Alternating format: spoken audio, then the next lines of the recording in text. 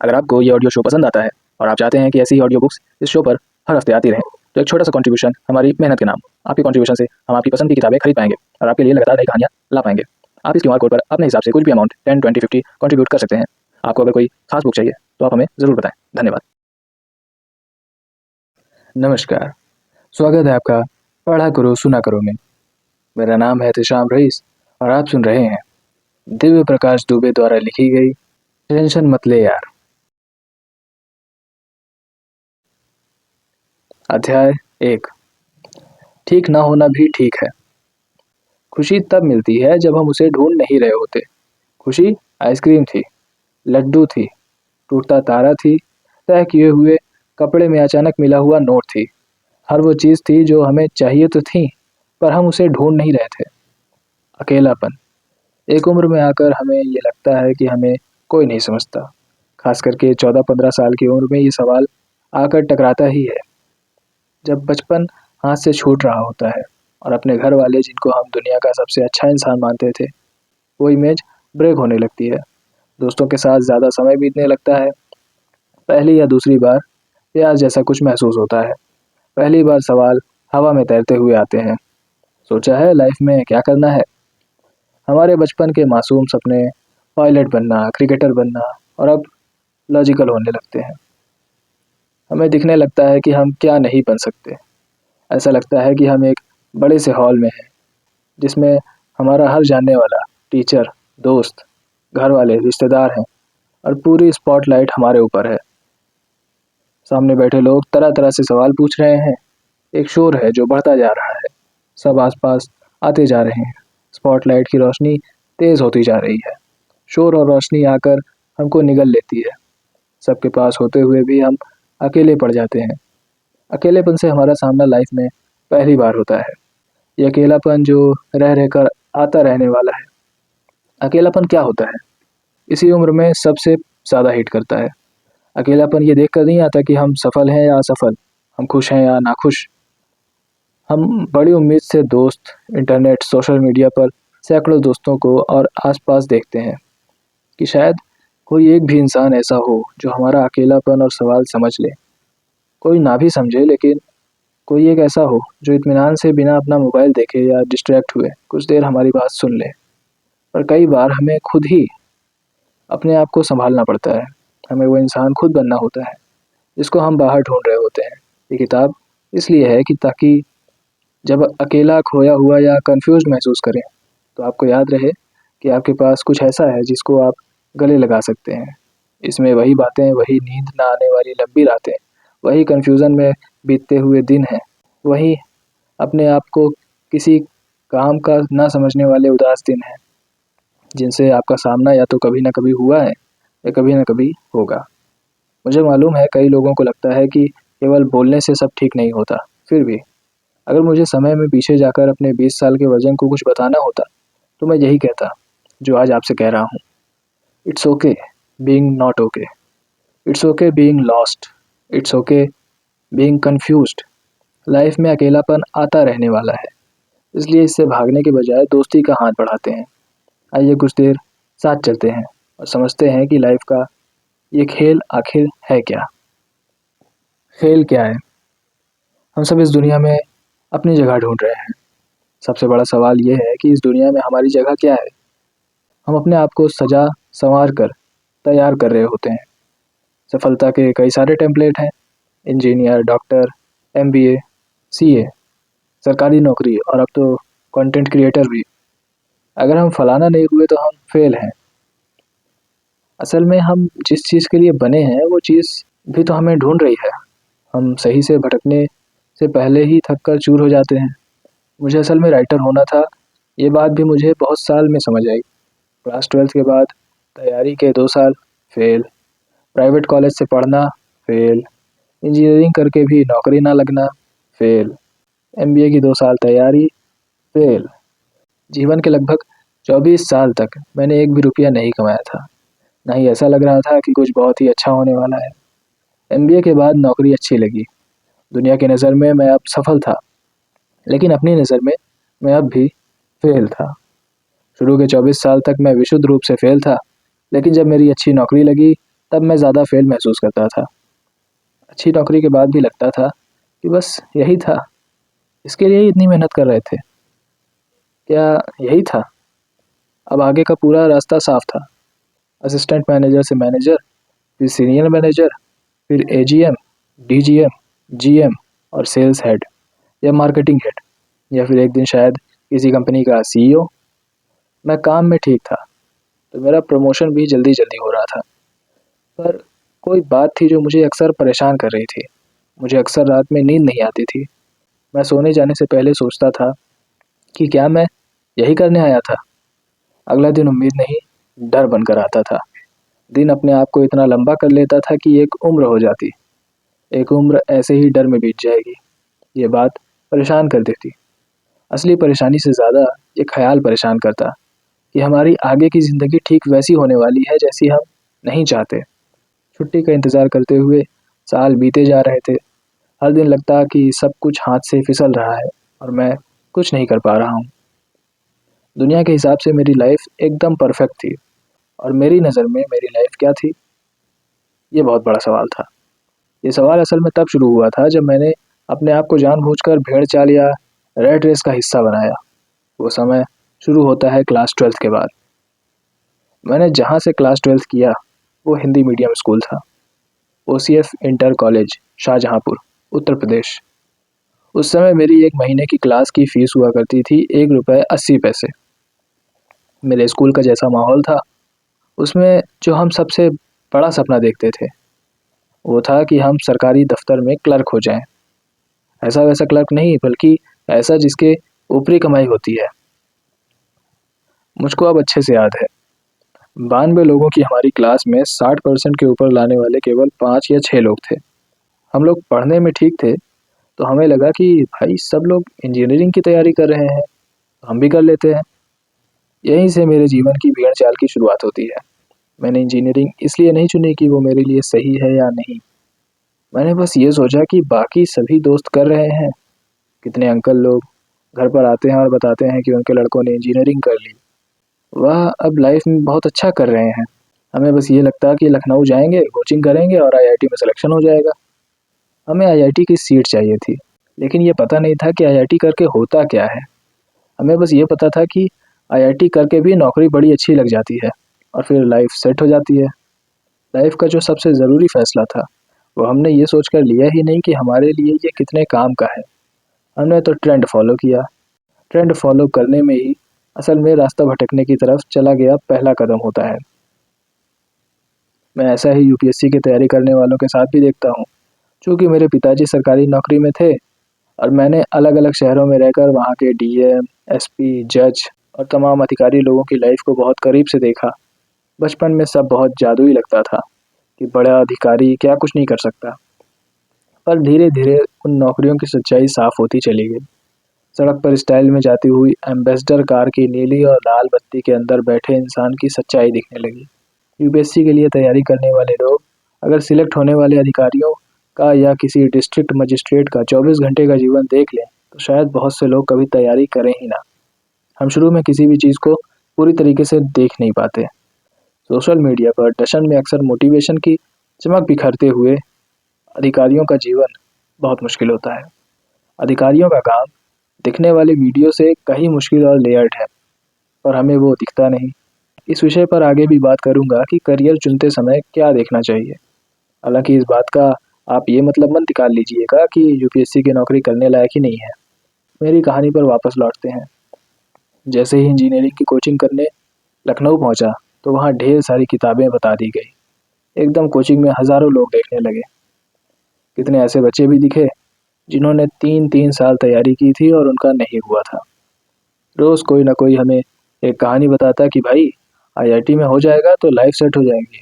और मुझे ऐसा यकीन भी था कि एक बार आईआईटी में हो गया तो मेरी लाइफ सेट हो जाएगी।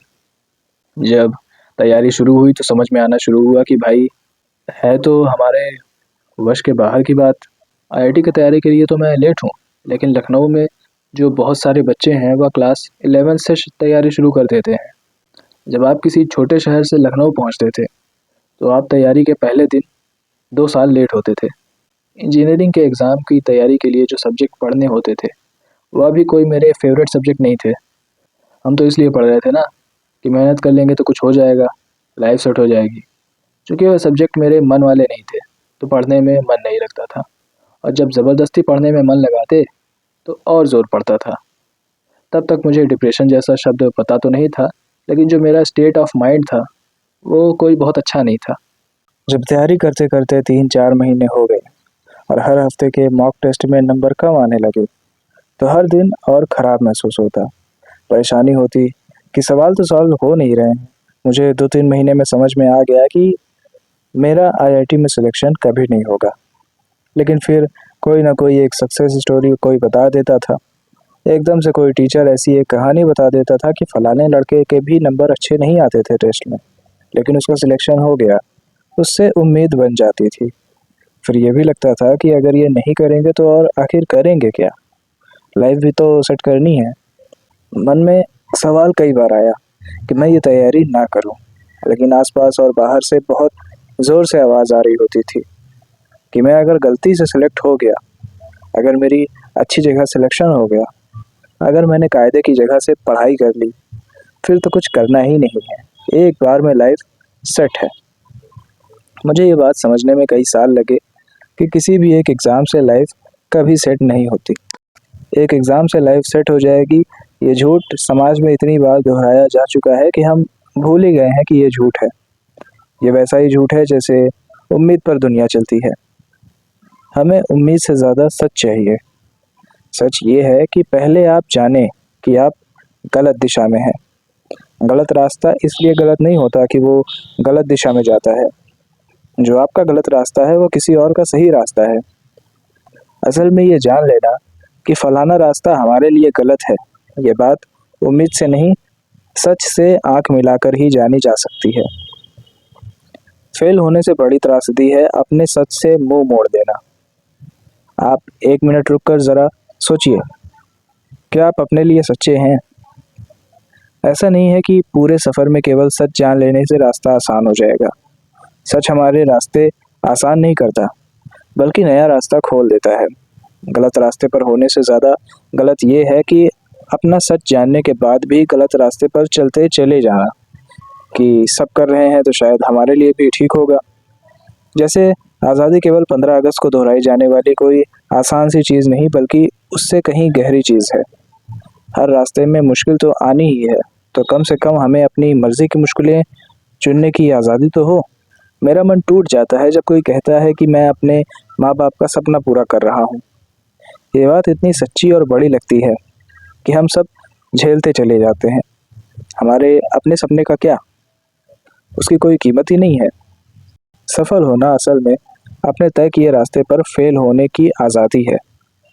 मोटिवेशन के पूरे मार्केट से समस्या यही है कि वो आपको रास्ता बदलने नहीं देता, बल्कि ये उम्मीद देता रहता है कि मेहनत से मंजिल मिल जाएगी। मेहनत बुरी चीज़ नहीं है, पर मेहनत की दिशा ज़्यादा ज़रूरी चीज़ है। असली लड़ाइयाँ ये हैं कि हम पैटर्न को ब्रेक नहीं कर पाते। तैयारी का 1 साल बीत गया और मेरा कहीं पर भी सिलेक्शन नहीं हुआ, किसी प्राइवेट कॉलेज में भी नहीं। जहाँ हज़ारों में रैंक आ जाती थी, वहाँ हज़ारों में भी कोई रैंक नहीं आई। उस समय कायदे से मुझे कुछ और रास्ता ले लेना चाहिए था, लेकिन नहीं। ये जो आपका ईगो होता है, जो ऐसा करने ही नहीं देता, उसने कहा कि नहीं भाई, अब तो तुम्हें 1 साल का एक्सपीरियंस है, 1 साल और तैयारी करोगे, अब तो कहीं ना कहीं हो ही जाएगा। कोचिंग में भी ऐसे लड़कों को बहुत सेलिब्रेट किया जाता था जो दूसरे साल में सेलेक्ट होते थे। ऐसी कहानी इसलिए भी चलती होगी क्योंकि हम दूसरे के स्ट्रगल में अपना रास्ता ढूंढते हैं। हमें एक बात अच्छे से समझ लेनी चाहिए कि सेम घर में रहने वाले भाई बहन का स्ट्रगल भी एक सा नहीं होता। हम जब तक दूसरे की कहानी में अपनी कहानी ढूंढते रहेंगे, तब तक अपनी कहानी के हीरो नहीं हो पाएंगे। मुझे लगा 1 साल और तैयारी करेंगे तो हो ही जाएगा। फिर नए जोर से तैयारी शुरू की। अब पहले से चीज़ें थोड़ी आसान थी, क्योंकि क्लास में जो पढ़ाया जा रहा था वह तो रिपीट हो रहा था। कुछ सवालों के जवाब आपको पहले से आते थे। मुझे भी ऐसा लगने लगा था कि यार 2 साल बाद भी आईआईटी में सिलेक्शन हो तो क्या बुरा है। एक बार सिलेक्शन हो गया तो लाइफ सेट है। फिर बाद में कहाँ कोई पूछने आ रहा है कि तुम्हारा 2 साल की तैयारी में सिलेक्शन हुआ था या 1 साल की तैयारी में। अब एक आईएएस तो आईएएस है ना। चाहे वो 8 साल तैयारी करके बने या 1 साल की तैयारी करके। मैंने अपने कमरे में पोस्टर लगा लिया था, failure is simply the opportunity to begin again, this time more intelligently, Henry Ford. इस कोट को देखता तो लगता कि यार सही तो है, कितनी सही बात है।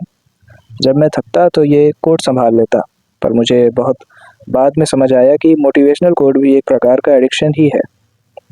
असल में ये जो कहानी है ना कि फलाने ने इतने साल तैयारी की थी तब जाकर हुआ, या उसका तो लास्ट अटेम्प्ट में सिलेक्शन हुआ, इन मोटिवेशनल कहानियों ने जितना हमारे समाज का नुकसान किया है उतना किसी भी चीज़ ने नहीं किया है। हमें बार बार सुनाई जाने वाली इन कहानियों से जल्द मुक्ति पा लेनी चाहिए। किसी के स्ट्रगल को मैं छोटा करके नहीं देख रहा, लेकिन एक्सेप्शन को जब हम रूल बना लेते हैं तो यही दिक्कत आती है। उधर लखनऊ की कोचिंग में जब वीकली टेस्ट सीरीज शुरू हुई तो फिर से नंबर कम आने लगे। जब तक आईआईटी का पेपर आने वाला हुआ तब तक सारा उत्साह जेब में घुस चुका था। उस पर भी ये प्रेशर डबल था, क्योंकि ये तैयारी का दूसरा साल था। ना किसी से मिलने का मन करता था, ना किसी से बात करने का। ऐसे में मैं ढूंढता था कि कौन मुझे सहारा देगा, कौन मेरी बात समझेगा। जब आप मोटिवेट होकर थक जाते हैं तब असली यात्रा शुरू होती है। मोटिवेशन एक सस्ते नशे जैसा है, जिसको लेने के बाद कुछ देर तो अच्छा लगता है, लेकिन लाइफ में जो भी पाने लायक है वो केवल मोटिवेशन से नहीं पाया जा सकता।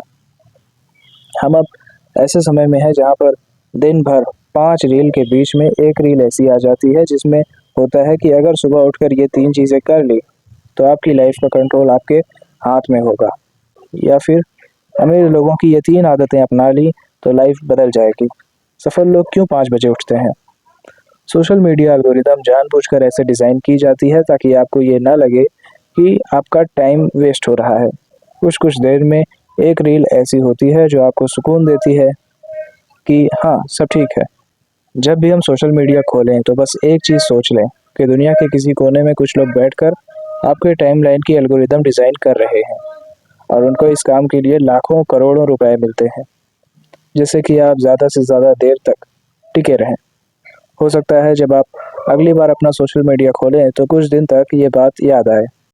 सोशल मीडिया वैसे ही पुरानी हिंदी फिल्म के विलन के जैसा है, जो कहता है कि इस धंधे में तुम आ तो अपनी मर्जी से सकते हो, लेकिन अपनी मर्जी से जा नहीं सकते। फिलहाल मैं आपको अपनी उस ज़िंदगी में लेकर जाता हूँ जब मैं खुद को अकेला महसूस करता था। उस दौरान लखनऊ में एक बहुत ही पॉपुलर बाबा आए हुए थे। रोज़ उनके प्रवचन होते थे। मेरी कॉलोनी में एक लड़का था जो उनका शिष्य बन गया था। वो लड़का एक कैसेट लेकर आया था। कैसेट पर लिखा था, जीवन दुख है। मुझे लगा बात तो सही है। कैसेट में नीचे लिखा हुआ था, सुखी होने के उपाय। मैं जीवन में खुशी ढूंढ रहा था, इसलिए नहीं कि मुझे खुशी चाहिए थी, बल्कि इसलिए क्योंकि मैं अपने ऊपर बने हुए प्रेशर से परेशान हो चुका था। और कमाल की बात है कि सुखी होने के भी रास्ते और किताबें बहुत सस्ते दामों में उपलब्ध थीं। मैंने ऐसी ना जाने कितनी किताबें खरीदी होंगी जिनको पढ़कर खुशी मिलती। किताब पढ़ते हुए लगता है कि भाई मैं ही कुछ गलत कर रहा हूँ। हर किताब में एक मोटा मोटा तरीका था जिसको अपनाने के बाद सब सही हो जाना था। हर किताब घुमा फिरा कर यही बता रही थी कि तुम जैसे भी हो उससे बेहतर कैसे हो सकते हो। इन सभी किताबों की सबसे बड़ी समस्या यही थी कि वो आपको ये मानने के लिए मजबूर कर देती थी कि आप अपने में बहुत खराब हैं और आपको अपने अंदर बहुत सुधार करने की ज़रूरत थी। उन किताबों में दिए गए तरीके इतने हाइपोथेटिकल होते थे कि कोई इंसान तो उनको फॉलो नहीं कर सकता था। हर बार उनको पढ़ते हुए मैं पहले से ज़्यादा डिमोटिवेट महसूस करता। उससे भी ज़्यादा बुरा मुझे ये लगता है कि मेरे अंदर कमियां हैं। मैं अपने होने को लेकर ही अनकंफर्टेबल होता जा रहा था। अब मुझे पता है कि किसी का मनोबल तोड़ने का सबसे कारगर तरीका है कि बार बार उसको ये एहसास दिलाओ कि you are not good enough. दुख की बात यह है कि ज़्यादातर ये आपके आसपास वाले ही करते हैं। मुझे लगा कि जब किताबें कुछ नहीं कर पा रही हैं, इसीलिए शायद किसी जीते जागते इंसान के पास इतने लोग जाते हैं। कुछ वजह तो होगी, तभी तो इतने लोग जाते हैं। मुझे लगा कि अगर मैं उन बाबा का शिष्य बन जाऊं तो मेरे जीवन में भी सुख आ जाएगा। वो ऐसे तरीके बता देंगे जिससे मैं पढ़ने में भी तेज़ हो जाऊंगा और मेरे जीवन में जो सारे डे टू डे के दुख हैं सब खत्म हो जाएंगे। उसी दौरान मैंने उनके 2-3 कैसेट सुने, लेकिन एक पॉइंट के बाद मुझे बात कुछ ज़्यादा समझ नहीं आई। वो बातें बहुत जनरल थी। ऐसा नहीं लग रहा था कि कोई मुझसे बात कर रहा हो। ये वैसा ही था जैसे पुराने लखनऊ में एक डॉक्टर साहब थे। उनके पास हरी, लाल और पीली 3 रंग की दवा हुआ करती थी। बीमारी चाहे जो भी होती, उनका काम उन्हीं 3 रंग की गोलियों से चल जाता था। मुझे बाद में समझ आया कि जो भी डॉक्टर आपका लाइफ़स्टाइल बिना पूछे आपको दवा दे रहा है, वो डॉक्टर नहीं है, किसी कंपनी की ड्रग बेच रहा है। बाबा का भ्रम बहुत जल्दी टूट गया था। यहाँ पर नोट करने वाली बात ये भी है कि उन बाबा को सालों बाद जेल भी हुई। अब सामने था 2 साल की तैयारी के बाद का रिजल्ट और एक लंबी वेटिंग लिस्ट। ना बाबा सहारा बने और ना ही मोटिवेशनल की ढेरों किताबें। जैसी तैयारी थी उस हिसाब से रिजल्ट मुझे पता ही था कि रिजल्ट कैसा आना था। लेकिन फिर भी कई बार हम लोग चमत्कार का इंतज़ार करते हैं। ये उम्मीद करते हैं कि चमत्कार हो जाएगा। शायद कुछ ऐसा ही हो जाएगा कि रैंक अच्छी आ जाए। उम्मीद बड़ी अच्छी चीज़ है, होनी चाहिए। लेकिन उम्मीद हमारी लाइफ का गाइडिंग प्रिंसिपल नहीं हो सकती। किसी भी सिचुएशन में उम्मीद लगाना ठीक है, लेकिन केवल उम्मीद के भरोसे बैठना भी ठीक नहीं है। उधर आईआईटी का रिजल्ट देखने से पहले बड़ी उम्मीद से रोल नंबर डाला और चमत्कार की उम्मीद करने लगा। खैर, चूंकि उस समय के इंटरनेट कनेक्शन इतने तेज़ नहीं हुआ करते थे, इसलिए उम्मीद टूटने में लगभग 1 मिनट लगा। रिजल्ट आया, वही जो आना था, पर मन तो उम्मीद छोड़ता नहीं है। स्टेट इंजीनियरिंग का जो पेपर दिया था वह ठीक गया था। मन तो यही कह रहा था कि शायद यहाँ पर रीजनल या सरकारी कॉलेज तो मिल ही जाएगा। रिजल्ट एक लंबी वेटिंग लिस्ट जितना था, जितना लंबा पहले लैंडलाइन फ़ोन का नंबर हुआ करता था। अब यह तय हो चुका था कि 2 साल की तैयारी के बाद ना तो मैं आईआईटी जा रहा था, ना ही किसी रीजनल इंजीनियरिंग कॉलेज में और ना ही किसी सरकारी कॉलेज में। वे बहुत ही खराब, बहुत बेचैनी भरे दिन थे। ऐसा लगता था कि एक दिन में 24 से कम घंटे होने चाहिए। ऐसा लगता था कि मैं अपने आप को अपने कमरे के साथ सिकोड़ दूं और कहीं गायब हो जाऊं। ये सब एक सपना हो। दिन बीतते थे और कुछ आगे बढ़ता ही नहीं था। इतनी मोटिवेशन वाली किताबें पढ़ने के बाद मुझे एक भी लाइन ऐसी नहीं मिली जो मेरे काम की हो, जो मुझे कुछ सांत्वना दे पाए। क्योंकि ये साल 2001 था और इंजीनियरिंग करने के कई सारे प्राइवेट कॉलेज के ऑप्शन आ चुके थे। ये वो समय था जब कोई भी ये सोच लेता कि उसको इंजीनियरिंग करनी है तो उसका एडमिशन कहीं ना कहीं किसी न किसी कॉलेज में हो ही जाता। मेरी इंजीनियरिंग एंट्रेंस की रैंक 11,000 कुछ थी। तीसरे साल तैयारी करने का कोई ऑप्शन नहीं था। इसलिए नहीं कि अगले साल तैयारी करके शायद थोड़ी रैंक इम्प्रूव हो जाती, पर वो चीज़ जिसको करने से मेरा मन हट चुका था उस पर मैं 1 साल और देना नहीं चाहता था। मुझे बस ये लगता था कि लखनऊ का मेरा मोहल्ला और घर छूट जाए। मैं कहीं ऐसी जगह पहुंच जाऊं जहां मुझे कोई ना पहचानता हो। मैं सब कुछ शुरू से शुरू कर पाऊं। ये कैसे होगा मुझे नहीं पता था। हर किसी के जीवन में वो क्षण आता है जब सबसे ज़्यादा बेचैनी अपने घर पर होती है। लगता है बस किसी तरीके से हम अपने मोहल्ले, अपने लोगों से दूर चले जाएं। मुझे रोज़ यही ख्याल आता था कि बस किसी तरीके से घर से मुक्ति मिल जाए। यकीन मानिए ये ख्याल, ये बेचैनी ही बाद में सबसे बड़ी ताकत बनती है। बड़े अजीब से दिन बीतते थे। अक्सर ऐसा होता कि दिन भर नींद आती और रात में एक भी मिनट नींद नहीं आती। जब एक एक दिन काटना मुश्किल हो रहा था, तभी कुछ ऐसा हुआ कि उस साल लड़कियों के रिजर्वेशन को लेकर किसी ने पिटीशन डाल दी। जो एडमिशन प्रोसेस जुलाई तक हो जाती थी, वो टल गई। कई लोग राय देने लगते हैं कि जब इतना लेट हो ही रहा है तो और 1 साल तैयारी कर लो। मैं अब थक चुका था। 17-18 साल की उम्र में थकना क्या होता है, मुझे नहीं पता कि आपको पता भी है या नहीं। जिस उम्र में लाइफ को लेकर बड़े से बड़े प्लान होने चाहिए, उस उम्र में मन से थक जाना, वो भी सिर्फ एक पेपर की वजह से, वो भी उस एग्ज़ाम की वजह से जो सपना मेरा था भी नहीं। क्योंकि सब ये कर रहे थे, ये सबसे लॉजिकल था। कहाँ भीतर मेरा मन था कि मैं बीए कर लूँ, पर पता नहीं क्यों ये आवाज़ इतनी धीमी थी कि मैं किसी से कह नहीं सका। उन दिनों मैं अक्सर घर से निकलता और लखनऊ रेलवे स्टेशन पर जाकर बैठ जाता। घंटों बैठा रहता। एक चाय, फिर दूसरी, फिर तीसरी। बस वहाँ बैठकर लोगों को आते जाते हुए देखता। स्टेशन से उतरते हुए लोग, कुछ कुछ उदास, कुछ लाइफ में पहली बार मिलते हुए, कुछ शायद आखिरी बार मिलते हुए।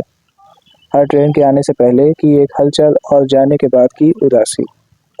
जब ट्रेन प्लेटफॉर्म छोड़ रही होती है तो एक खाली जगह बनाते हुए जा रही होती है। वो खाली जगह मुझे आकर घेर लेती। ऐसे ही धीमे से प्लेटफॉर्म छोड़ रही ट्रेनों को देखकर मेरा मन कई बार किया कि मैं किसी रैंडम ट्रेन में बैठ जाता हूँ, फिर देखता हूँ कि लाइफ कहाँ लेकर जाती है।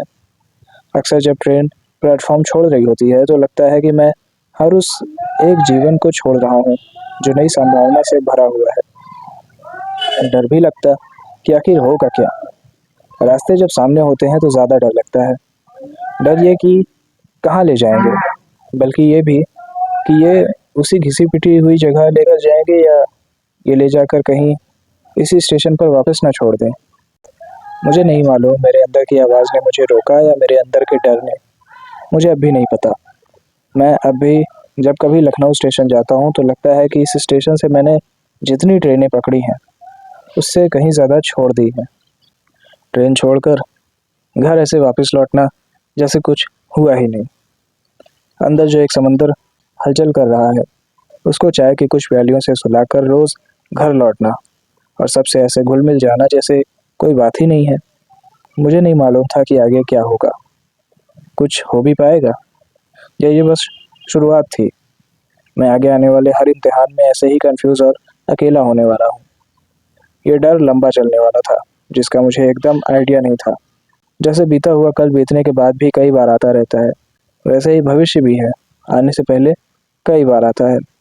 भविष्य वो कहानी है जो हो सकती है और हम उसमें उम्मीद का तड़का लगा देते हैं।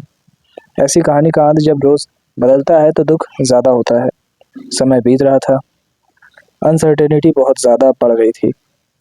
साल था 2001 और उस साल सेशन अक्टूबर में शुरू हुए। एक प्राइवेट कॉलेज में मेरा एडमिशन हो गया। एडमिशन से पहले तमाम लोगों से मैं ये पूछने के लिए मिला कि प्राइवेट कॉलेज में पढ़ना ठीक रहेगा कि नहीं। सबके अपने अपने वर्जन थे। फिर मुझे लगा कि इतने सारे कॉलेज खुल ही रहे हैं तो कुछ ना कुछ तो हो ही जाएगा। मेरा इंजीनियरिंग कॉलेज का जो निर्णय था वो इस बेसिस पर था ही नहीं कि मुझे इंजीनियरिंग में अच्छा करना है, वो इस बेसिस पर था कि और ऑप्शन तो है नहीं, एक बार चल के देखते हैं फिर देखा जाएगा। इंजीनियरिंग करने जो लड़का पहुंचा था वो दुनिया की नज़र में 2 साल पीछे था, या ये कह लीजिए 2 साल फेल था। मैं अपनी नज़र में भी फेल ही था।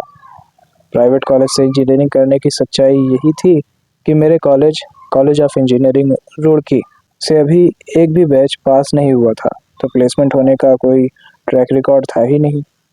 अब सामने इंजीनियरिंग कॉलेज के 4 साल थे। उन 4 साल के आगे क्या था, ये बड़ा सवाल था।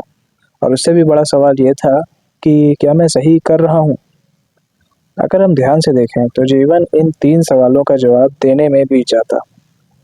मैं कौन हूँ, मैं क्यों हूँ, मेरे जीने का तरीका क्या हो, मैं क्या कर रहा हूँ का जवाब शायद मैं कौन हूँ के बाद आता है।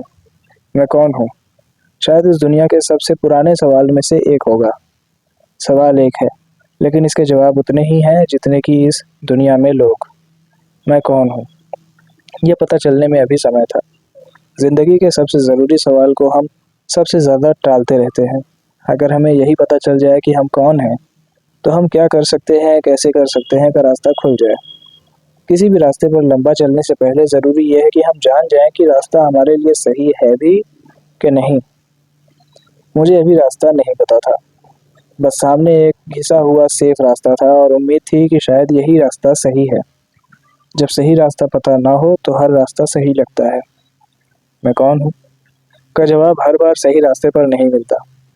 गलत रास्ते भी कई बार सही मंजिल तक ले जाते हैं। खोया हुआ मैं कौन हूँ। इंजीनियरिंग की पढ़ाई जब शुरू हुई तब मुझे ये ख्याल आया कि यार मैं अपने आप को किसी अंधे कुएं में ढकेल दिया हूँ। इंजीनियरिंग की कोचिंग से ज़्यादा बोरिंग इंजीनियरिंग की पढ़ाई थी। वो बात अलग थी कि यहाँ पर एक अलग किस्म की आज़ादी थी जो कभी भी कोचिंग या स्कूल के टाइम पर नहीं होती। अलग अलग स्कूलों शहरों के लोग थे जो पहली बार अपने आप को इतना ज़्यादा आज़ाद महसूस कर रहे थे। हॉस्टल के माहौल में कोई कितनी भी देर तक जाग सकता था, कोई रोकने टोकने वाला नहीं। ये सब बहुत अच्छा लग रहा था। कॉलेज में आते ही पहले बता दिया गया था कि यहाँ से प्लेसमेंट होना तो बहुत मुश्किल है। अगर होगा भी तो जो टॉप स्टूडेंट हैं उन्हीं का होगा। पहले दिन से ये प्रेशर था कि जो भी एग्ज़ाम हो आप उसमें अच्छा करें, क्योंकि एक तो कम कंपनियां आएंगी और अगर आएंगी भी तो वो सभी को नहीं ले जाएंगी। उन्हीं की नौकरी लगेगी जो बैच में सबसे अच्छे होंगे।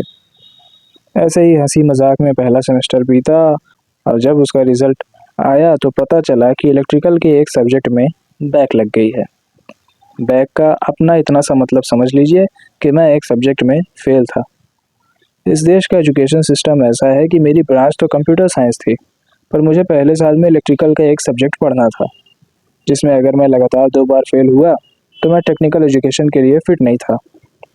4 साल की इंजीनियरिंग के पहले ही 6 महीने में ही एक सब्जेक्ट में बैक लग चुकी थी। कॉलेज में बहुत सारे लोग डराते भी हैं ना, तो पहले ही किसी ने डरा दिया था कि भाई अब तो बैक लग गई, अब तो वैसे भी प्लेसमेंट नहीं होगा। एक तो मैं वो पढ़ाई पढ़ रहा था जो मेरा पढ़ने का मन नहीं था, ऊपर से पहले ही पता चल गया कि प्लेसमेंट नहीं होगा। किसी भी चीज़ का कोई मतलब ही नहीं समझ आ रहा था। कई बार ये भी लगता था कि पूरी दुनिया में मेरे साथ ही क्यों गलत हो रहा है। अब जब पीछे मुड़कर देखता हूँ तो लगता है कि गलत तो इसलिए हो रहा था ना क्योंकि मैं गलत रास्ते पर था। मैं अकेला नहीं था, बहुत सारे लोगों की बैक लगी हुई थी। एक तो ऐसे ही भविष्य अंधकार में ऊपर से बैक। घर में भी बताने में बुरा लग रहा था कि आईआईटी में नहीं हुआ, कोई बात नहीं, मतलब प्राइवेट कॉलेज का एग्ज़ाम भी पास नहीं होगा क्या। एक सेल्फ डाउट वाला फेज आया जब आपको अपनी बातों के जवाब बाहर अपने बैचमेट और दोस्तों से नहीं मिलते तो आप उनको ढूंढने के लिए अलग रास्ते खोजने लगते हैं। तब तक इंटरनेट भी इतना तेज़ नहीं था कि गूगल करके ही मीनिंग ऑफ लाइफ के हज़ारों वीडियोस मिल जाते। वो बात अलग है कि इतने वीडियोस के बाद भी जवाब शायद ही मिल पाए। रुड़की में एक किताब की दुकान हुआ करती थी जहाँ पर बहुत सारी पुरानी नई किताबें मिला करती थी। वहाँ पर मेरी नज़र रजनीश ओशो की कुछ किताबों पर पड़ी। मुझे नहीं मालूम कि उसमें मेरे सवालों का जवाब था या नहीं, लेकिन मुझे वो पढ़कर मज़ा आने लगा। मज़ा इस वजह से नहीं आ रहा था कि उसमें कोई बात बहुत अच्छी लिखी थी, मज़ा इसलिए आ रहा था कि जिन सवालों से मैं जूझ रहा हूँ उसमें मैं अकेला नहीं हूँ। मेरे जैसे और भी लोग दुनिया में हैं जो इन सवालों पर अटके हैं। कई बार ये विश्वास बहुत सुकून देता है कि इस पूरी दुनिया में आप अकेले नहीं हैं। कुछ अच्छी किताबें और कुछ लोग यही काम करते हैं, वो आपको अकेला महसूस नहीं होने देते। उनके होने से ये दुनिया पूरी हो जाती है। एक दो लोग ऐसे होने चाहिए जिनके होने से ये दुनिया रहने लायक बनी रहती हो। किताबें पढ़कर मुझे ये समझ में आया कि मैं अकेला नहीं हूँ जिसको ये नहीं पता कि वो कौन है। मैं इस धरती पर करने क्या आया हूँ? क्या कोई भगवान है भी? भगवान है तो उसने इस दुनिया को ऐसा क्यों बनाया है? हम लोग यहाँ क्या करने आते हैं? मीनिंग ऑफ लाइफ कुछ होता है तो क्या होता है? जीने का कोई हायर पर्पस भी है क्या?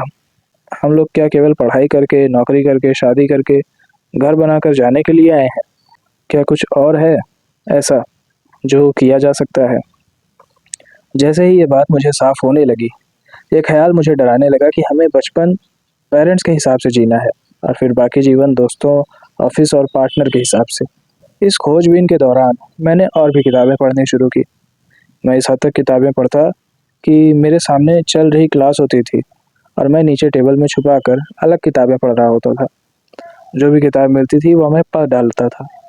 इनफैक्ट मेरी आदत ऐसी हो गई थी कि मैं बिना 100-150 पेज पढ़े सोता नहीं था। मैं जो किताब पढ़ता था उसकी जो लाइन मुझे अच्छी लगती थी उसको मैं अलग से एक डायरी में नोट कर लिया करता था। उस दौरान मैं जो भी पढ़ रहा था उनमें से 2 किताबों ने मुझ पर एक अलग किस्म का प्रभाव छोड़ा। पहली किताब थी मुझे चाँद चाहिए, सुरेंद्र वर्मा जी उसके लेखक थे, और दूसरी किताब थी शेखर एक जीवनी, अज्ञे जी ने उसको लिखा था। जीवन अपने निकृष्टतम रूप में भी मृत्यु से सर्वश्रेष्ठ ढंग से बेहतर है। मुझे चाँद चाहिए। स्कूलों में टाइप बनते हैं, वह बना व्यक्ति। शेखर एक जीवनी। शांत बैठे रहना तपस्या नहीं है, शांत ना बैठ सकने से ही तपस्या शुरू होती है। शेखर एक जीवनी। नए अनुभव डराते नहीं, उकसाते हैं। रजनीश ओशो।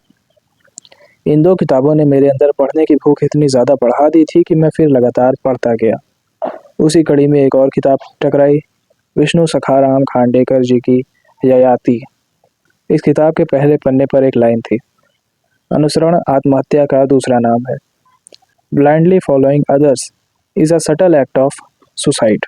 किताबों की अंडरलाइंस भी अपने आप में एक अलग किताब होती हैं, कभी कभी किताब से भी ज़्यादा।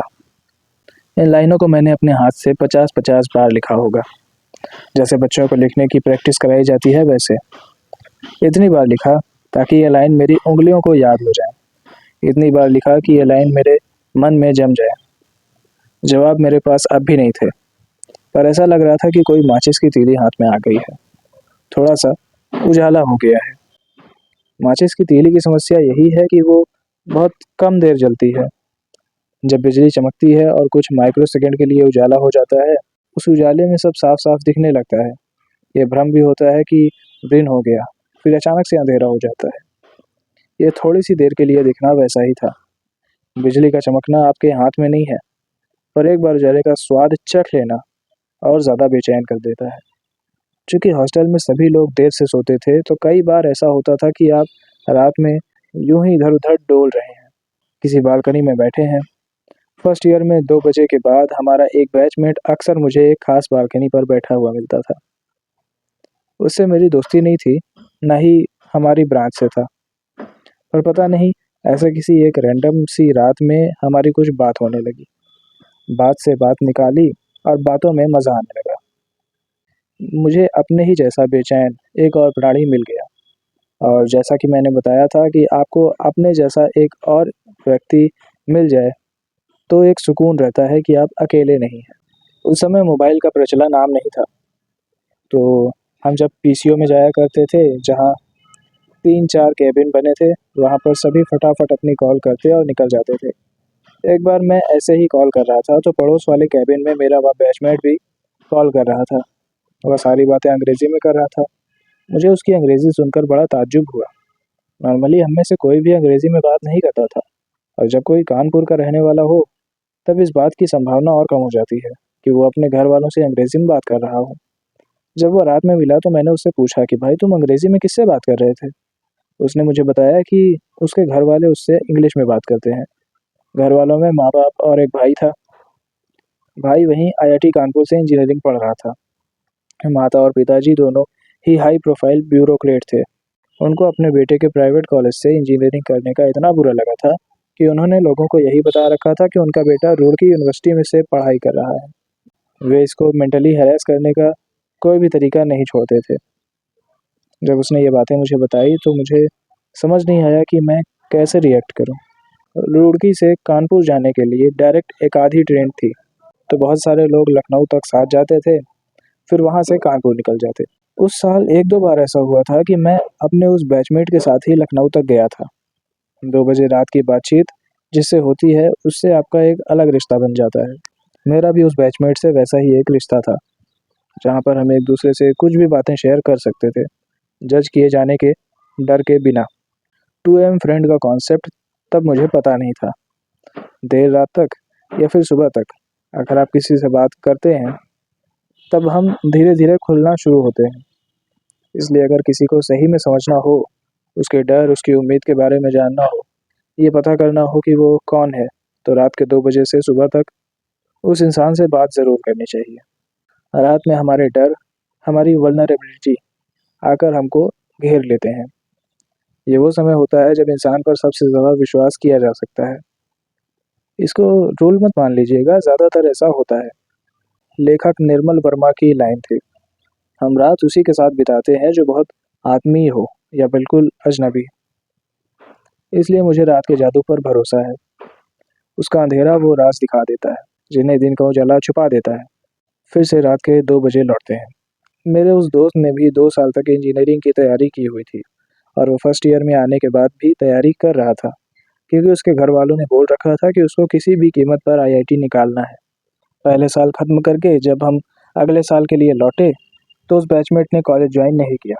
वैसे भी वह मेरा कोई ऐसा दोस्त भी नहीं था कि मैं इसके बारे में बहुत परेशान होता या कुछ पता करता। कुछ दिन बाद मुझे खबर मिली कि फर्स्ट ईयर ख़त्म करके जाते समय उसकी बॉडी कानपुर स्टेशन के पास मिली।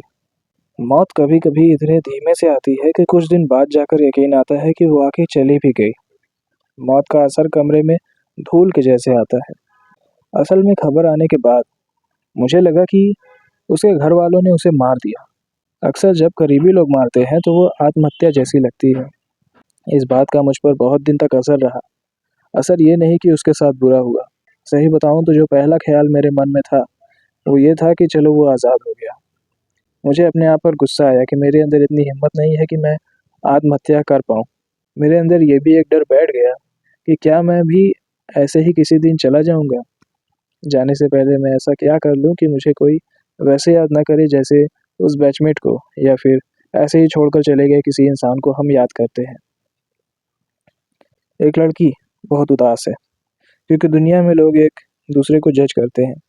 वो इतनी इमोशनल बातें लिखती है कि मुझे लगता है कि वो दुख को रोमांटिसाइज़ करती है। मैं उसे देखता हूँ तो मुझे अपने कॉलेज का वो लड़का याद आता है जो चुटकुले बहुत अच्छे सुनाता था। उसके जैसे ठहाके मैंने आज तक नहीं सुने। वो ट्रेन से कूदकर क्यों मर गया? इसका जवाब मेरे पास नहीं है। अंदाज़ा ही है कि मरने से ठीक पहले उसने बहुत ज़ोर से ठहाका लगाया होगा। मैं जब कॉलेज की पुराने साथियों के साथ उसके बारे में पूछता हूँ तो हैरान होता हूँ। वो किसी को याद ही नहीं। मैं उसके घर गया तो उसके माँ-बाप ने कहा कि शायद कुछ कन्फ्यूज़न हुआ है। हमारा बस एक ही लड़का है। कॉलेज के रिकॉर्ड में भी उसका कोई नाम नहीं। वो लड़की रोज़ बताती है कि ये दुनिया कितनी ख़राब होती जा रही है। उसने दुनिया भर की अच्छी आर्ट फ़िल्में देखी हैं। कुछ किताबें पढ़ने का दावा भी अक्सर वो करती है। अमृता प्रीतम से उसे नफ़रत है। हालाँकि उसने अमृता प्रीतम को कभी पढ़ा नहीं। नफ़रत तो उसे उन लड़कों से भी है जो लड़कियों के बारे में लिखते हैं। उसको लगता है लड़कों को लड़कों के बारे में लिखना चाहिए। वो जब मेंटल हेल्थ के बारे में बात करती है तो गूगल बताता है कि दुनिया में हर मिनट 3 लोग आत्महत्या कर रहे हैं। वो जब सुंदर बातें करती हैं तो लगता है किसी दूसरे को नहीं, अपने आप को समझा रही है। वो इंग्लिश के पुराने कवियों और लेखकों में छाँव ढूँढती है। तस्वीरों में वो अक्सर खुश नज़र आती है। उसकी सुंदर तस्वीरें कौन खींचता है? वो इस सवाल से चिढ़ती है। अक्सर वो कहती है कि उसके बहुत दोस्त हैं, लेकिन वो जानती है कि उसका कोई दोस्त नहीं। सो कॉल्ड दोस्त उसे दुश्मनों से ज़्यादा निराश करते हैं। वो जब घूमने जाती है तो हर अजनबी में अच्छाई ढूँढ लेती है, लेकिन अपनी ही बिल्डिंग में रहने वाले अंकल आंटी से उसे शिकायत है। मुझे वो अपना दोस्त कभी-कभी बहुत याद आता है, जो ठीक इसी लड़की के जैसी बातों के चुटकुले बना देता था। कुछ दिन पहले उस लड़की ने डांस करते हुए अपना एक वीडियो डाला। वो बहुत खुश थी। आखिर में उसने बहुत ज़ोर से ठहाका लगाया। लड़की ने वही चुटकुला सुनाया था जो उस लड़के ने मरने से पहले सुनाया था। एक सुबह लड़की की बिल्डिंग ट्रेन का डब्बा हो गई। दुनिया से 2 पते गुम हो गए। मुझे अब उस लड़की की टाइमलाइन चुटकुले जैसी लगती है। उसके स्टेटस पर आए कमेंट से यहाँ पेशाब करना मना है की बू आती है। मेरे ठहाके उन दोनों जैसे होते जा रहे थे। उस लड़के के चुटकुलों पर अब कभी-कभी रोना आ जाता है। उनका दोनों का आखिरी दिन सोमवार था। आज का दिन कौन-सा है? मुझे याद नहीं, लेकिन उदास दिन सोमवार जैसा लगता है। कुछ लोगों की ट्रेन आ चुकी है, कुछ की आने वाली है और कुछ ट्रेनें अनिश्चित काल के लिए लेट हैं। पूरी दुनिया को एक सीटी की आवाज़ बचा सकती थी, लेकिन आज शायद सोमवार है, ट्रैफिक बहुत है, शोर भी। इस घटना के सालों बाद मैंने अपनी किताब मसाला चाय में एक कहानी टाइम लिखी। उस कहानी में वो बैचमेट ज़िंदा रहता है और वो सब कुछ करता है जो वो करने के लिए आया था। मुझे पता नहीं क्यों इस बात का यकीन था कि हमारी कहानी हमारी असलियत से बहुत बड़ी होती है। हमारी सोच पर फिर भी लगाम लग सकती है, पर हमारी कहानी कुछ भी हो सकती है। अगर हमारी कहानी कुछ भी हो सकती है, तो हमारी सच्चाई भी कुछ भी हो सकती है। असलियत बहुत छोटी-सी चीज़ है और कहानी बहुत बड़ी। कहानी असल में उस भरोसे का नाम है जो हम अपने आप को तब तक देते रहते हैं, जब कोई और नहीं दे रहा होता। कहानी असल में उस भरोसे का नाम है जो हम अपने आप को तब देते हैं, जब कोई और नहीं दे रहा होता। जब मैं कहानी लिखना शुरू कर रहा था, तो मेरे अंदर एक गुस्सा था कि मैं ऐसे ही लोगों की कहानियाँ लिखूँगा जो दुनिया की नज़र में भले फेलियर हों, लेकिन मेरी नज़र में वो हीरो थे। अगर आप कभी मेरी शुरुआती किताबें पढ़ेंगे तो पाएँगे कि उनमें वो सारे लोग हैं, जिनके लिए कभी किसी मोहल्ले के ऑफ़िस में या किसी रिश्तेदारी या दोस्ती में ये नहीं कहा गया कि फलाने को देखो, उसके जैसा बनो। सालों लिखने के बाद अब मेरा पूरा विश्वास है कि ऐसे लोग जो सच में मर जाते हैं, उनको आप कहानियों में ज़िंदा रख सकते हैं। उनको आप वो लाइफ़ दे सकते हैं जो लाइफ़ वो डिज़र्व करते थे। उस बैचमेट का नाम मैं जानबूझकर नहीं लिख रहा हूँ, क्योंकि ये समझ मुझे बहुत दिनों के बाद आई कि हम जब लिखें तो उसमें जितनी गुंजाइश सच की हो, उतनी ही इमेजिनेशन की भी हो। कहानियाँ केवल सच से नहीं बनती, सच से अखबार बनते हैं, जो कि एक दिन में बासी हो जाते हैं। लाइफ़ के मीनिंग को लेकर मेरे सवाल और गहरे और बेचैन करने वाले होते गए। किताबों ने राहत तो देना शुरू किया, लेकिन जितनी देर पढ़ता बस उतनी देर ही अच्छा लगता। उसके बाद फिर से वही बेचैनी आकर घेर लेती। मुझको अक्सर ये सपना आता है कि मेरी ट्रेन छूट रही है। मैं घर का रास्ता भूल गया हूँ। मैं अपना नाम भूल गया हूँ। फिर दूसरे साल का अंत आते-आते एक चीज़ हुई और उसके साथ सब बदल गया। तुम्हें जवाब लिखकर कॉपी भरने की इतनी आदत है कि तुम भूल ही गए हो कि तुम्हारे पास किसी भी सवाल का कोई जवाब नहीं है। खाली पन्ना छोड़ने का ये मतलब है कि तुम सही जवाब के इंतज़ार में हो। चुप हो जाना नकली जवाब देने से बेहतर है। तुम समझोगे नहीं, और जिनको जवाब पता है, उनको ये भी पता है कि इस बात को समझाया नहीं जा सकता। ठीक है? शाम को किसी वीरान कैफ़े में मिलकर किताबें बदलने का नियम बना देना चाहिए। लोग आएँ, बैठें, किताबों के बहाने बातें बदलें। चाय के बाद चाय या कॉफ़ी के बाद कॉफ़ी, बिना ये सोचे कि मिलने की वजह क्या थी। कुछ देर को हम उस कैफ़े को अपना पर्सनल सोशल मीडिया बना लें, जहाँ पर उतने ही लोग हों जिनसे दोस्ती हो सकती हो। लाइक्स, कमेंट्स और सब्सक्राइब जैसे शब्द कूड़ेदान में पड़े हों। जो सामने हो वही दुनिया हो जाए। बाकी दुनिया में क्या हो रहा है ये बताने वाला कोई भी ना हो। हमें कुछ देर के लिए अपना जैसा होने की आज़ादी हो, जैसी अकेले घर, अकेले कमरे में होती है। हम एक-एक चुस्की पर अपना सब कुछ भूलते जाएँ। प्याला खाली होने तक हमारा नया जन्म हो चुका हो। सामने वाला अजनबी एक शीशा हो जाए, जिसमें सब कुछ अलग होकर भी हमारे जैसा हो। अपने जैसा होना सांस लेने की पहली शर्त हो। अपने आप को बचा लेना इस दुनिया में बने रहने की दूसरी शर्त। शादी में 7 नहीं बल्कि 1 फेरा हो, जिसको हर साल बदला जा सके। अपने आप को केवल इसलिए बेहतर बनाते रहना कि हम दुनिया के काम आ सकें, इस बात को माफ़ ना किए जाने वाला अपराध घोषित कर देना चाहिए। अपने आप को ढूँढ पाना कॉलेज की उतनी ही ज़रूरी शर्त हो कि एडमिशन से पहले नाम का होना। जो सबसे ज़्यादा नंबर लाए, उसको उतने ही सम्मान से देखा जाए, जितना कि किसी फेल हुए को। मार्कशीट को ऐसे दिनों की तरह देखा जाए, जैसे सुबह बुरे सपने में भुला दिए जाते हैं। जीवन बनती हुई सड़क पर लगी होर्डिंग जैसा हो, जिस पर गाढ़ी स्याही से लिखा हो, work in progress, be careful. Drama व्रामा। हर कॉलेज में कोई ना कोई कल्चरल फेस्टिवल होता है। हमारे यहाँ कॉलेज में जो कल्चरल फेस्टिवल होता था, उसमें कभी थिएटर नहीं होता था। मेरा दोस्तों का ग्रुप था और उसमें लगभग सारे ऐसे ही थे जो मेरे जैसे ही लुटे-पीटे थे। सब अपने मोहल्ले, समाज और खानदान की नज़र में फेलियर। हमने सोचा कि यार कुछ किया जाए। वैसे भी कॉलेज लाइफ में ज़्यादा कुछ हो नहीं रहा है। तय तो हो गया कि हम लोग प्ले करेंगे, लेकिन पता नहीं था कि प्ले करेंगे कैसे। लाइफ की ज़्यादातर चीज़ों के साथ भी ऐसा ही होता है कि पता नहीं होता शुरू कैसे करें। प्ले कैसे करते हैं, इसका कोई आइडिया नहीं था। हमारे साथ के एक दोस्त ने स्कूल में कुछ छोटी-मोटी स्किट की हुई थी। उसको भी कुछ बहुत ज़्यादा नहीं पता था, क्योंकि स्कूल में तो सालों से चल रहे प्ले ही बार-बार होते हैं। तो हम सब ने बिना जाने कि ये कैसा होता है, प्ले करने का मन पक्का कर लिया। ये भी तय कर लिया कि हमारा पूरा ग्रुप उसमें एक्टिंग करेगा। सब एक्टर तैयार थे, लेकिन कहानी क्या होगी, ये तो हमें कुछ पता ही नहीं था।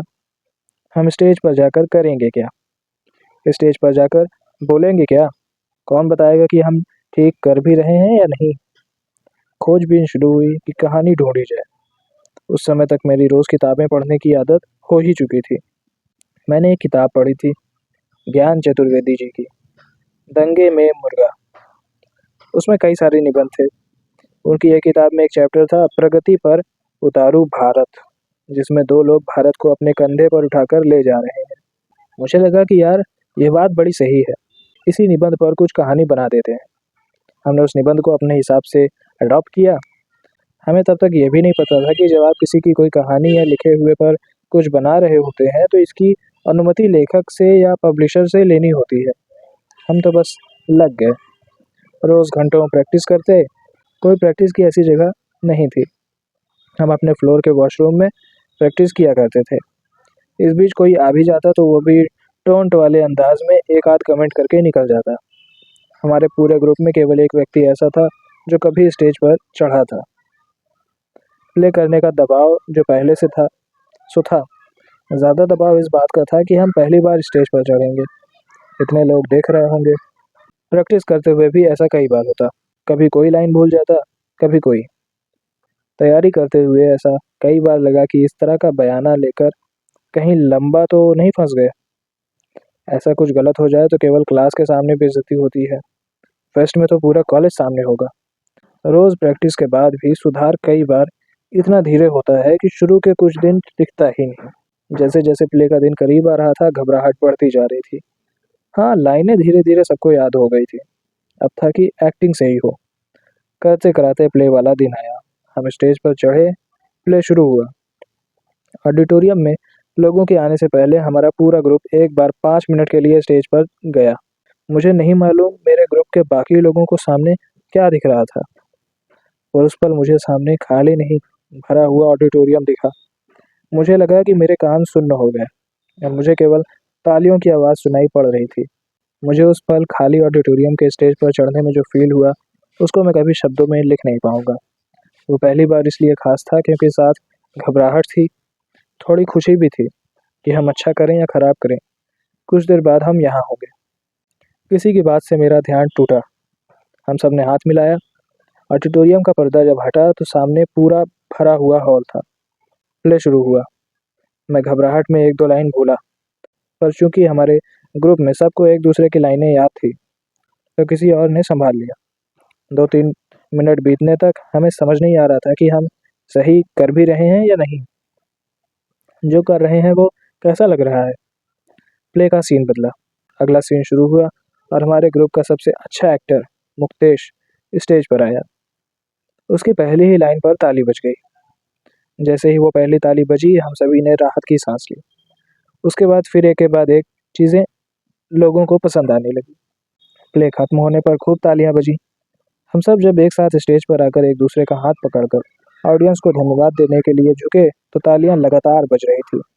उस पल मुझे लगा कि जब हम प्ले करने आए थे और प्ले करके जब जा रहे हैं, हमारे अंदर कुछ बदल गया।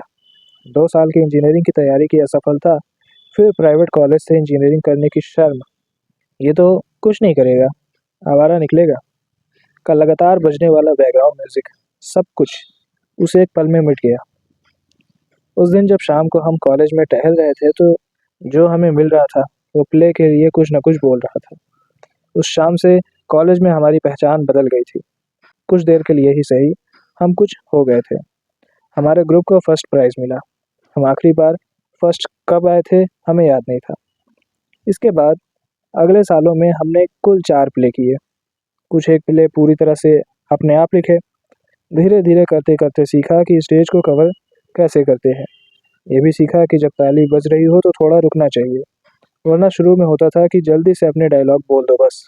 हर बार जब हम स्टेज पर प्ले करने के लिए जाने वाले होते तो हमारे ही ग्रुप के एक व्यक्ति अभिषेक वर्मा उर्फ पिंटा बाबू को मैं मजाक में बोलता, पिंटा बाबू मेरे हाथ काँप रहे हैं। वो हमेशा बोलते, चलो बे कुछ नहीं होगा। जब वे कुछ नहीं होगा कह रहे होते तो खुद को भी समझा रहे होते। हम अपनी घबराहट को यूं मजाक में उड़ा दिया करते। पता नहीं ये बोलने से कुछ होता है या नहीं, लेकिन अब मैं भी कहीं बोलने जाता हूँ तो मेरे मन में दोहराता हूँ, पिंटा बाबू मेरे हाथ काँप रहे हैं। अपने आप एक अदृश्य आवाज़ मेरे कानों में आती है, चल बे कुछ नहीं होगा। यही आवाज़ एक दिन मंत्र में बदल जाती है। मंत्र केवल पुरानी किताबों में लिखे हुए मेरे शब्द नहीं हैं। हमें अपने अपने मंत्र खुद रचने होते हैं। कुछ शब्दों को हमें खुद दोहरा दोहरा के जिंदा करना पड़ता है। यह आवाज़ आज भी उतनी ही ज़रूरी है जितनी कि तब थी। इस आवाज़ को मैंने अपना मंत्र बना लिया। कई बार जब आवाज़ बाहर से ना सुनाई पड़े तो हमें अपनी आवाज़ खुद बनना होता है। कई बार समझने वाला और समझाने वाला एक ही होता है। कल्चरल फेस्ट कॉलेज में एक बार होता था, तो प्ले भी साल में एक बार होता था। प्ले करने में मज़ा आया, लिखने में अच्छा लगा, लेकिन ये कोई कैरियर थोड़े है। ये बात तो खैर दूर दूर तक थी ही नहीं कि राइटिंग करना कोई कैरियर हो भी सकता है। कुछ दिन में प्ले की बातें बंद हो गईं।